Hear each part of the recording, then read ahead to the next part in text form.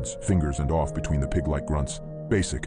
Good start though. Wolf disappeared again, but he wasn't gone for more than a few seconds before he returned with a cleaver. He didn't hesitate before bringing them down on his victim's right hand. Off came the fingers, the whole room cheered, and I puked on the floor. The poor tied-up bastard wailed, begging the wolf to let him go. Wolf didn't care what he wanted. He just turned to the chat again. And what should we do now? Barn suggested Wolf tear out his teeth. Wolf produced some pliers and ripped out all of the victim's front teeth, leaving his mouth a bloody, mangled mess. Another viewer suggested they cut off his ears. It was done. I vomited again. I wanted this to be over. Then Wolf called on me.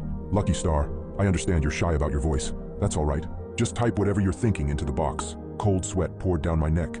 I felt all eyes metaphorically on me. If I didn't say something, they'd get suspicious, and I didn't want to be the next one in the chair. So I gulped down the bile in my throat and typed out the first thing that came to mind. Can you stick his fingers in his ear holes? There was a brief pause, and then Wolf laughed. It was the most disturbing sound I'd ever heard.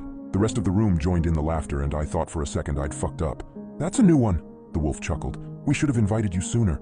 I love the creativity. That settled. Wolf picked up one of the thumbs and proceeded to force it deep into the man's ear. The sound that poor bastard made will haunt my nightmares forever.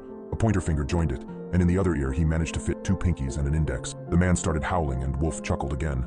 He's deaf now. I think I popped his eardrums with that. The show continued, finally ending with Trist saying the time was up and Wolf should wrap things up. Wolf nodded before he took a knife and cut the victim's throat. By that point, it was a mercy killing. Wolf waved goodbye. I thought that was finally it. I could forget I ever saw any of this, but he signed off with a message that made my blood run cold. Good night, everyone. And as tradition, I can't wait for Lucky Star to host the next one.